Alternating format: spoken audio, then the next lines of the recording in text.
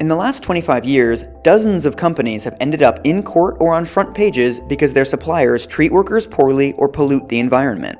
Around the world, governments are passing laws requiring companies to know what goes on in their supply chains and to report that knowledge publicly.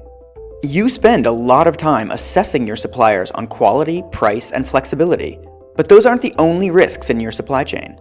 One scandal in one supplier could be the difference between attracting new customers and investors or turning your existing ones against you. Leading companies are making explicit commitments to improving conditions in their supply chains. Some companies refer to this under the headline of human rights, while others use the term sustainability or corporate social responsibility. What it's called, though, is a lot less important than what it means: finding out how your company is impacting people and taking steps to address those impacts.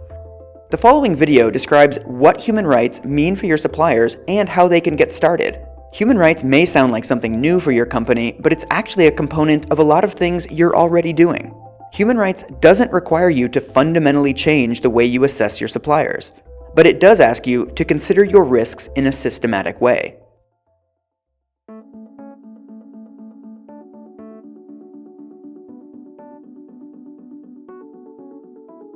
Human rights is a term you hear a lot nowadays, but as a business, do you know what it means to you?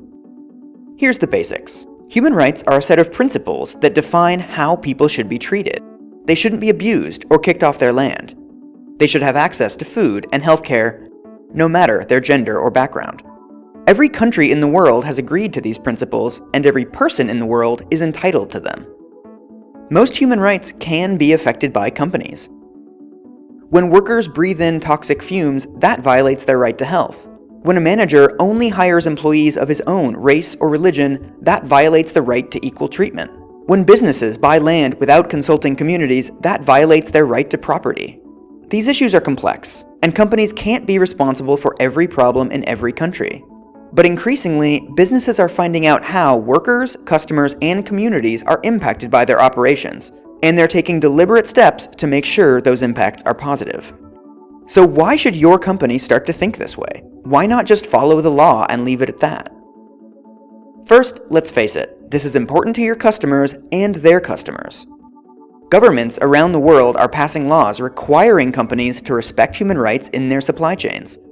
If you don't catch up, leading companies around the world may leave you behind. Second, this is important to your workers. Some of the world's biggest companies have improved employee satisfaction and productivity by collaborating with their employees to improve conditions. In other words, respecting human rights can make your business more successful. Third, and most importantly, it's the right thing to do. National laws provide the bare minimum for companies to avoid ending up in court or the media. But laws don't require companies to build relationships with their employees or their suppliers or the people living nearby. Companies that take those steps aren't just avoiding punishment, they're building a company that will sustain in the long term. Respecting human rights in your supply chain sounds like a big and complicated task, and in some ways it is. But the goal isn't having a perfect record on human rights overnight. The goal is to open up communication channels, to understand your human rights impacts, and to develop systems to manage them. Here's a few first steps. Know your workers. This doesn't have to be sophisticated. For some companies, it will begin with a comment box near the exit. The important thing is to ask your workers about their conditions and hear suggestions for improving them. Know your suppliers. Have you discussed working conditions or environmental impacts with the companies you buy from? When you visit suppliers to check quality or efficiency, include criteria like working hours and protective equipment. Know your human rights impacts.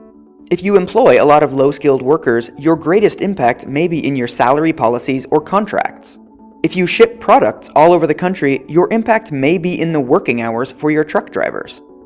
If your company uses lots of water, you may be raising prices for the people living nearby. Once you know your impacts, you should be prepared to communicate them. Taking action on human rights doesn't mean changing everything about your business. In the short term, focus on quick wins to improve your workplace. In the longer term, work with other companies in your sector or region to improve conditions in your supply chain. Many of your own customers will be eager to help you take the first steps. Plus, there are dozens of standards, tools, networks, and civil society organizations ready to support you. So why not start now?